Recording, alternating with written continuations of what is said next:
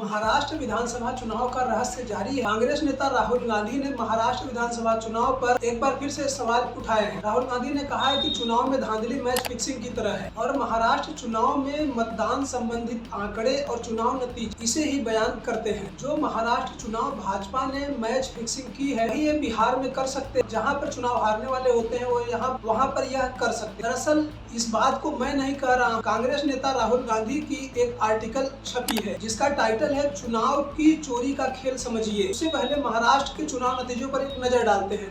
नवंबर 2024 में महाराष्ट्र में 5 चरणों में विधानसभा चुनाव हुए थे। महाराष्ट्र में 288 विधानसभा सीटों के लिए वोटिंग हुई थी, जिसमें से भारतीय जनता पार्टी को 132 सीटें और उनके साथ ही चुनाव लड़ने वाली शिवसेना को 57 सीटें और एनसीपी को 41 सीटें मिली थी। शिवसेना उद्धव ठाकरे की पार्टी 20 विधायक जीते थे और कांग्रेस के 16 विधायक जीते थे, जबकि एनसीपी शरद पवार की पार्टी को 10 सीटों पर जीत मिली थी। अदर्स के खाते में, अन्य के खाते में 12 विधानसभा सीटें आई थी। अब बात राहुल गांधी चुनाव को प्रभावित करने वाले 5 चरणों का जिक्र किया है। क्या क्या आरोप लगाए हैं, सबसे पहले आप उसको जान लीजिए। पहले चरण में चुनाव आयोग की नियुक्ति की धांधली का आरोप। दूसरे चरण में राहुल गांधी ने कहा है कि फर्जी मतदाताओं को सूची में जोड़ना। उसके साथ साथ उन्होंने यह भी कहा है कि जहां पर जनसंख्या कम है उससे ज्यादा मतदाता सूची में कैसे जोड़े गए। तीसरा जो राहुल गांधी ने कहा है कि मतदान प्रतिशत को बढ़ाना। इसके अलावा चौथा जो आरोप लगाया है राहुल गांधी का कहना है कि फर्जी मतदान जहां पर भारतीय जनता पार्टी को जीतना है।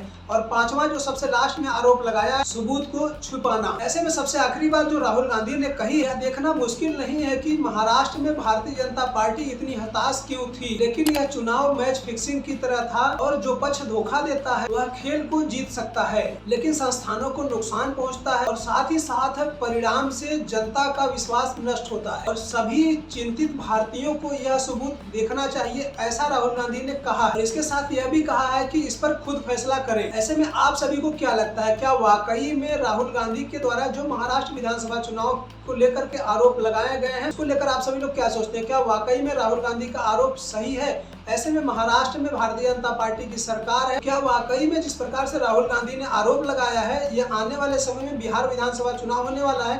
क्या बिहार विधानसभा चुनाव में इस तरह का पैटर्न देखने को मिल सकता है? क्या वाकई में जो 2026 या 27 में जहां कहीं भी चुनाव होता है इस प्रकार से कोई पार्टी जब भी कहीं सत्ता में काबिज हो जाएगी तो वह कभी भी नहीं हट सकती? ऐसे इसको लेकर आप सभी लोग क्या सोचते हैं? अपनी राय जरूर दें। तब तक हमें विदा दें। नमस्कार।